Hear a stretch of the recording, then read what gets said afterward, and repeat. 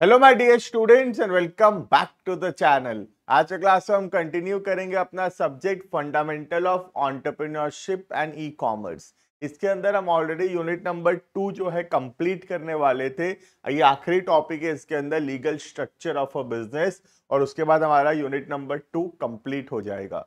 Unit 1 तो already बहुत दिन पहले से ही अपलोड हो रखा है। अगर चैनल में नए हो तो प्लेलिस्ट में चले जाना, सारा वीडियो सीरियली तुमको वहां पे मिलेगा। क्लियर है? डिस्क्रिप्शन चेक कर लेना, कुछ ऐप का लिंक है और कुछ ग्रुप्स के लिंक है, उसको ज्वाइन कर लेना। वहां पे तुमको टाइमली अपडेट्स मिलता रहेगा। वीडियो कैसा लग रहा है जरूर से कमेंट सेक्शन में बताना, उससे हमको बहुत मोटिवेशन मिलेगा वीडियोस डालने के लिए। क्लियर है? तो स्टार्ट करते हैं टॉपिक को। टॉपिक है legal structure of a business. इसके अंदर हम पढ़ेंगे कि एक बिजनेस को कौन कौन से लॉ का जानकारी होना जरूरी है, कौन कौन सा लॉज जो है एक बिजनेसमैन को उसका जानकारी होना चाहिए। ठीक है?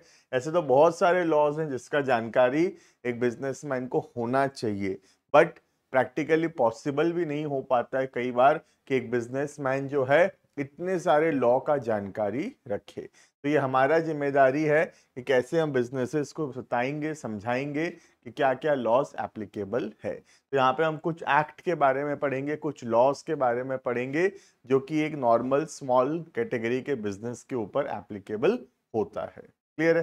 देखना, to regulate, protect and promote the growth of small scale sector in India, central government, state government have enacted a large number of laws. तो इंडिया में बहुत सारे लॉज बने हैं स्मॉल एंड लार्ज सेक्टर के लिए।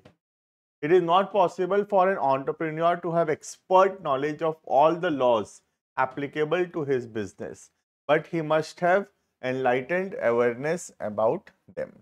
तो सबके बारे में तो पूरा इतना एक्सपर्ट जानकारी हो पाना पॉसिबल नहीं है, बट हाँ, थोड़ा बहुत ओवरऑल जानकारी हर एक के बारे में होना चाहिए। तो हम एक ब्रॉड आइडिया देंगे यहाँ पे कि क्या क्या लॉज एप्लीकेबल है। Clear? He could obtain expert and professional advice in case of difficulty.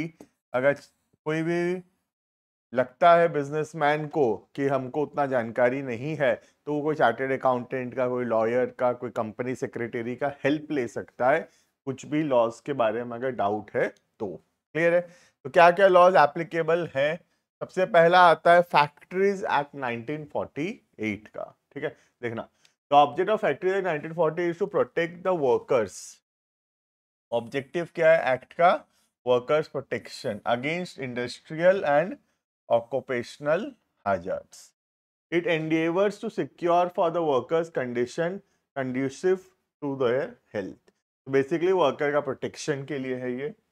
The scope of the act is quite wide and cover all the aspects related to provision for health of workers, provision for safety of workers, provision for welfare of workers and provision of hours of work। तो इन चारों चीजों के बारे में ये idea देता है, law बनाता है। क्या क्या चीज हो गया? एक वर्कर्स का हेल्थ, वर्कर्स का सेफ्टी, वर्कर्स का वेलफेयर, और कितने घंटा कौन वर्कर कैसे काम करेगा। क्लियर है? एम्प्लॉयमेंट ऑफ चिल्ड्रेन, बच्चों को अगर हम काम पर रख रहे हैं तो उसका क्या लॉ होगा। देखना, section 67 of the act forbids, forbids मतलब मना करता है, अलाउ नहीं करता है, the employment of a child person below 14 years of age. तो ध्यान रखना, चाइल्ड का मतलब बिलो 18 नहीं होता है, चाइल्ड का मतलब है बिलो 14। क्लियर है? तो 14 ईयर से कम के बच्चे को तो हम काम पर रख ही नहीं सकते। ठीक है? दो non adult workers who has completed 14 but not 15, and an adolescent who has completed 15 but not 18 may be permitted to work in a factory provided he is has a certificate of fitness from a certifying doctor and carries a token giving reference to the certificate while at work. Clear है? तो 14 से 15 के बीच के workers, बीच के बच्चे लोग काम कर सकते हैं, और जो एडोलेसेंट बोलते हैं 15 से लेके 18 के बीच के। क्लियर है? इन सबको ही काम कर सकते हैं प्रोवाइडेड उनके पास सर्टिफिकेट ऑफ फिटनेस होना चाहिए। 14 से बिलो वो तो काम ही नहीं कर सकते। क्लियर है? 14 से ऊपर वाले काम कर सकते हैं, 14 से 18 के बीच वाले बट सर्टिफिकेट ऑफ फिटनेस का जरूरत पड़ेगा। क्लियर है? But a person who has not completed 17 year of age shall not be allowed to work in a factory during night। तो नाइट में काम करने के लिए मिनिमम जो एज है वो है 17। अगर तुम्हारा 17 साल कंप्लीट नहीं हुआ है, 18 नहीं लगा है तुमको, 17 कंप्लीटेड 18 रनिंग अगर है तो ही तुम नाइट शिफ्ट कर सकते हो, और एल्स 17 से छोटे हो, 14 से बड़े हो तो डे शिफ्ट करोगे। क्लियर है? वर्किंग टाइम क्या होगा बच्चों का? 4.5 घंटा। जैसे नॉर्मल वर्कर्स का 8 घंटा होता है, इनका 4.5 घंटा होगा और आधी घंटा का ब्रेक होगा, टोटल 5 घंटा होगा। क्लियर है? Maximum. Moreover the period of work of children shall be limited to 2 shift. हम 2 शिफ्ट से ज्यादा काम उनसे नहीं करा सकते। क्लियर है? ये एक शिफ्ट हुआ 4.5 घंटा का, ऐसा 2 शिफ्ट अगर बच्चा काम करना चाहे तो कर सकता है। 4.5 घंटा का और फिर थोड़ा गैप के बाद फिर एक 4.5 घंटा का शिफ्ट कर सकता है बच्चा अगर चाहे तो, उससे ज्यादा नहीं कर सकता। क्लियर है?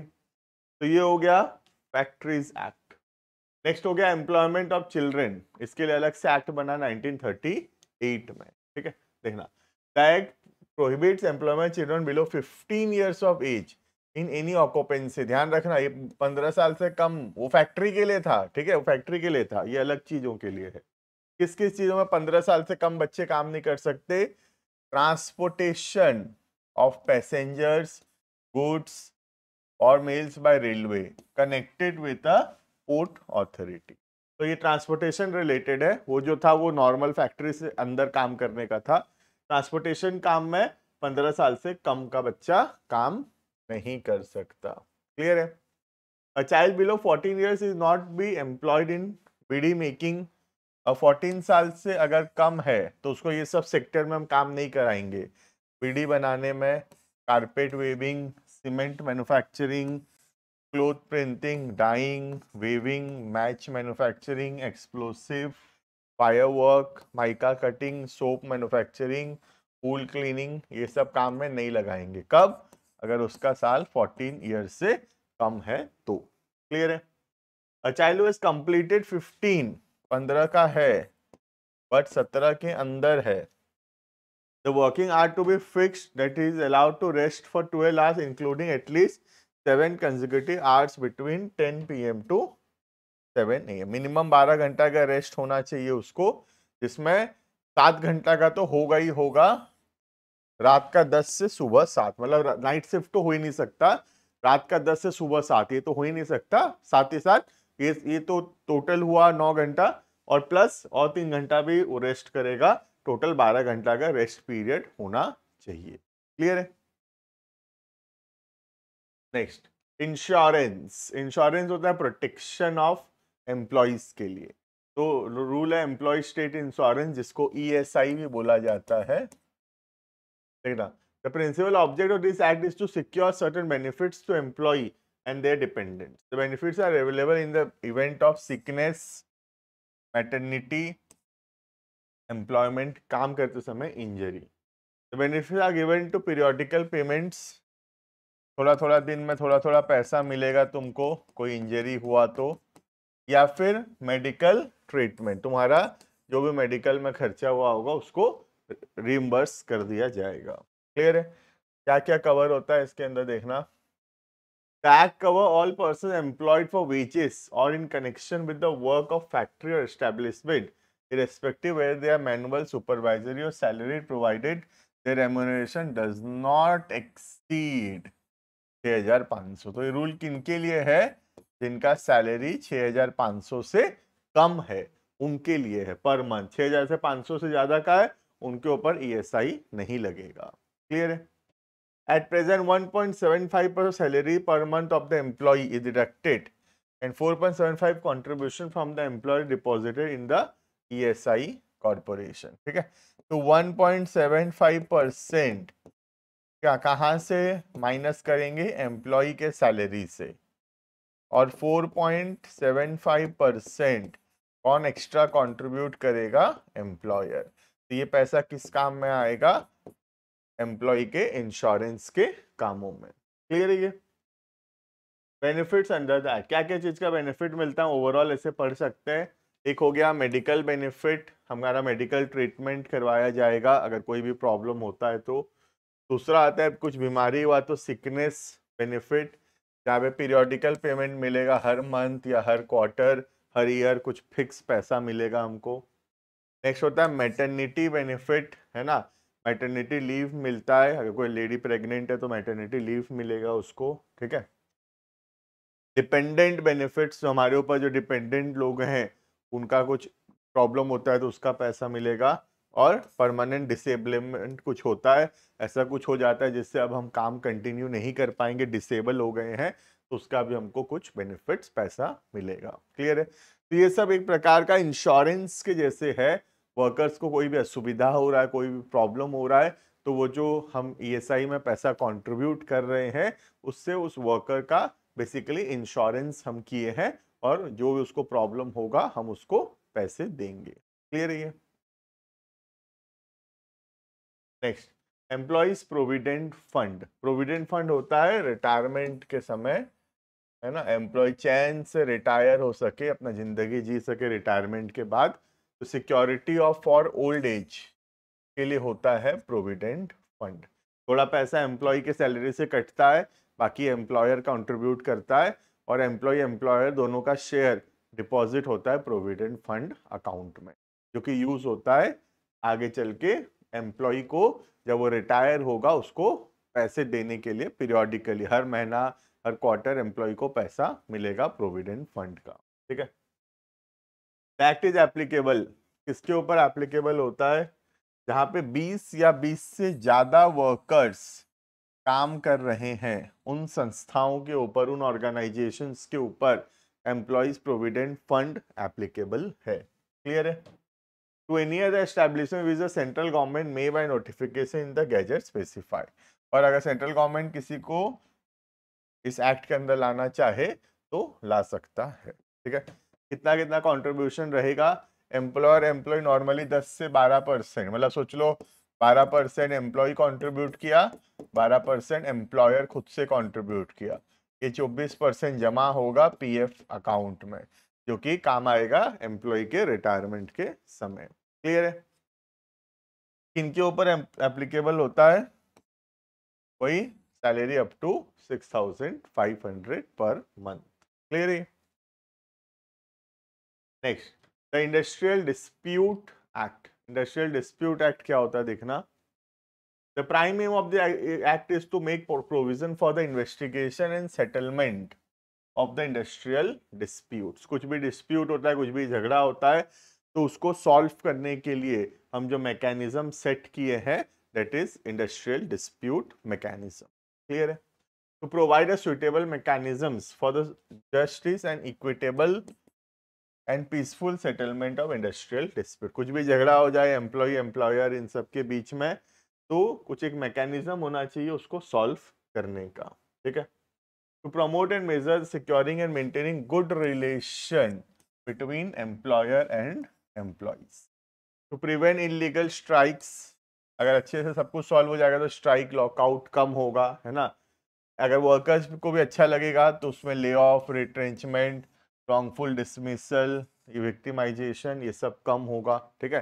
तो बेसिकली एम्प्लॉय एम्प्लॉयर के बीच में अगर अच्छा रिलेशन रहेगा तो ऑर्गेनाइजेशन का कंडीशन अच्छा रहेगा, माहौल अच्छा रहेगा। तो कोई भी डिस्प्यूट जब हो जाता है ऑर्गेनाइजेशन में एम्प्लॉय और एम्प्लॉयर के बीच में, तो ये हमारा जिम्मेदारी है कि ऐसा एक हम मैकेनिज्म बनाए जिससे ये सॉल्व हो सके। क्लियर है? Next, Payment of Wage Act. The prime aim of the act is to secure payment of wages to workers on regular interval. Regular interval पे workers को पैसा मिले, ये act ये ensure करता है, ठीक है। The entrepreneur shall fix the wage period which shall not be exceeding 1 month। 1 month से ज्यादा का नहीं होना चाहिए, मतलब हर महीना के महीना जो है एम्प्लॉयर वेजेस पे करेगा टू द एम्प्लॉय। क्लियर है? Time. In factories or establishment employing less than 1,000 persons, wages must be paid before the expiry of the 7th day after the last date of wages period। मतलब अगर जनवरी महीना खत्म हुआ तो पैसा जो है 7th फेब तक पेमेंट हो जाना चाहिए। जनवरी का जो भी वेजेस है 7 फेब तक पेमेंट हो जाना चाहिए। क्लियर है? In all other cases wages must be paid before the expiry of the 10th day. और बाकी केसेस में इन केसेस को छोड़ के अगर लेस देन 1000 है ना, और अगर मोर देन 1000 एम्प्लॉय है तो 10 तारीख का टाइम है, उसके अंदर पेमेंट कर देना। क्लियर है? नेक्स्ट, मीडियम ऑफ वेजेस, या तो कैश है या चेक है ना। देखना, the employ may after obtaining written authorisation of worker pay wages either by check or by crediting to the wages in their bank account। Clear है? ये all wages current coin और currency notes और both. Clear है? तो हम पैसे में भी कैश में भी दे सकते हैं, कुछ मनाही नहीं है कैश में देने में, और दूसरा हम बैंक अकाउंट से अकाउंट में उसका डिपॉजिट भी कर सकते हैं। क्लियर है? नेक्स्ट, तो ये हो गया वेजेस कैसे कैसे पेमेंट होगा। क्लियर है? नेक्स्ट, मिनिमम वेजेस कितना होना चाहिए, ये भी गवर्नमेंट सेट किया अलग अलग केसेस में अलग अलग वर्कर्स के लिए, और उससे कम वेजेस हम उनको पेमेंट नहीं कर सकते। तो ये एक्ट का ऑब्जेक्टिव है कि एम्प्लॉयर जो है बहुत कम पैसा ना दे एम्प्लॉय को, एक मिनिमम वेजेस पेमेंट करे। क्लियर है? देखना, prevent of exploitation of worker, इसका ऑब्जेक्टिव क्या है? वर्कर्स का एक्सप्लॉयटेशन को रोकना। क्लियर है? पहला, to pay the wages fixed by the government without any unauthorised deduction, जितना गवर्नमेंट सेट किया है लिमिट उतना कम से कम पेमेंट होता रहे, वर्किंग आवर्स नॉर्मल रहे, है ना, ओवर टाइम रहे तो उसका अलग से पैसा मिले, ये सब चीज इंश्योर करना ये एक्ट का काम है। To maintain register and record, ठीक से रजिस्टर्स रिकॉर्ड्स मेंटेन करना जिसमें लिखा हुआ रहे कितने एम्प्लॉय हैं, वो लोग क्या काम किए हैं, कितना वेजेस है और कितना वेजेस हम दिए, उसका रिसीट हमारे पास होना चाहिए। क्लियर है? To issue wages book or slips to employ in respect of minimum rate of wages if required by the government and to make authenticated entry in such wages book on and wage slip। तो हमको wages book maintain करना पड़ेगा, veg slips maintain करना पड़ेगा, जहां पे हम proof कर सकेंगे इनसे ये सबको दिखा के कि जो भी मिनिमम वेजेस है हम वो पेमेंट करते हैं। क्लियर है? Next, bonus. बोनस तो बहुत सिंपल है, बोनस एक्ट है 1965 का, जिसका ऑब्जेक्टिव है कि एम्प्लॉयर थोड़ा बहुत बोनस पेमेंट करे एम्प्लॉय को। अगर अच्छा काम कर रहा है एम्प्लॉय तो थोड़ा बहुत वेजेस के साथ साथ हमको बोनस पे करना चाहिए। किन के ऊपर एप्लीकेबल है? एम्प्लॉइंग 20 और मोर पर्सन। क्लियर है? कितना मंथ का बोनस देगा? After giving a 2 months notification official gazette make that applicable to any factory established employing not less than 20 but not less than 10%। ठीक है? तो यहाँ पे 20 से ज्यादा, ठीक 20 से कम में भी एप्लीकेबल हो सकता है ना। ऊपर क्या लिखा था ये वाला पैराग्राफ में कि जो 20 से ज्यादा है उनके ऊपर तो एप्लीकेबल है ही, लेकिन अगर 20 से कम है तो भी गवर्नमेंट चाहे तो 2 महीना का नोटिस देके एप्लीकेबल कर सकता है। क्लियर है? कितना बोनस मिलेगा भाई वर्कर को, देखते हैं। An employee who has worked for not less than 30 working days in an accounting year shall be entitled to pay payment of bonus। तो मिनिमम 30 दिन काम किया है तो उसको बोनस मिलना चाहिए। बहुत ही कम है, पूरा साल भर में सिर्फ 30 दिन भी काम किया है तो वो एलिजिबल है बोनस के लिए। Clear? The employee shall be disqualified from receiving bonus if he is dismissed from the service। अगर कोई चोरी किया है, झगड़ा किया है, फ्रॉड किया है ना, थेफ्ट किया है, मिस एप्रोप्रिएशन किया है, सैबोटैज किया है, कोई प्रॉपर्टी को डैमेज पहुंचाया है, तो ऐसे आदमी को थोड़ी बोनस देंगे हम, तो ये लोग डिस्क्वालीफाई हो जाएंगे बोनस से। क्लियर है? नेक्स्ट, वर्कर्स कंपेंसेशन एक्ट, ये हम ऊपर ऑलरेडी पढ़े थे, उसी के जैसा है ये। अगर वर्कर्स को कोई भी नुकसान पहुंचता है तो हम उनको कंपेंसेशन देंगे। कोई भी प्रकार का इंजरी हुआ, कोई भी एक्सीडेंट हुआ, काम करते वक्त कोई एक्सीडेंट हुआ, कोई इंजरी हुआ जिससे वो डिसेबल हो गया है, तो उन सब केसेस में हम वर्कर को जो है पैसा देंगे। तो सिंपल सा पॉइंट है, कुछ खास बात उस पर है नहीं। क्लियर है? ग्रेचुटी एक बहुत इंपॉर्टेंट है। ग्रेचुटी भी रिटायरमेंट बेनिफिट्स ही होता है। एम्प्लॉय जब रिटायर करता है तो इतने साल जो काम किया है उसके बेसिस पे हम उसको ग्रेच्युटी पे करते हैं। क्लियर है? तो एक बेनिफिट हो गया उसको प्रोविडेंट फंड का रिटायरमेंट में, दूसरा बड़ा बेनिफिट है ग्रेच्युटी का, और एक एम्प्लॉय स्टेट इंश्योरेंस है जो ड्यूरिंग द टाइम एम्प्लॉयमेंट में कुछ नुकसान पहुंचे, इंजरी हो तो इंश्योरेंस है। क्लियर? देखना, the main objective of the act is to provide payment of gratuity to an employee at the time of his or her retirement. Clear है? किनके ऊपर एप्लीकेबल है देखना, applicable to every factory, mine, oil field, plantation, port or railway company or any establishment 10 or मोर, यहाँ पे limit 20 नहीं है 10 है, ठीक है, any day of the preceding 12 months. तो पिछले 12 महीना में एक भी दिन अगर 10 से ज्यादा लोग थे तो ग्रेच्युटी लॉ एप्लीकेबल होगा। क्लियर है? ग्रेच्युटी कितना देना पड़ेगा देखना, the gratuity is payable at the rate of 15 days wages as last drawn for every completed year of service or part thereof in excess of 6 months। तो अगर मैं 17 साल 5 महीना काम किया हूं तो मुझे 17 साल के हिसाब से ग्रेच्युटी मिलेगा, 5 महीना का भूल जाओ। लेकिन अगर मैं 17 साल 7 महीना काम किया हूं तो मुझे 18 साल के हिसाब से ग्रेच्युटी मिलेगा। राउंड अप हो जाएगा, 6 महीना से कम है तो पीछे राउंड अप हो जाएगा, 6 महीना से ज्यादा है तो आगे राउंड अप हो जाएगा। क्लियर है?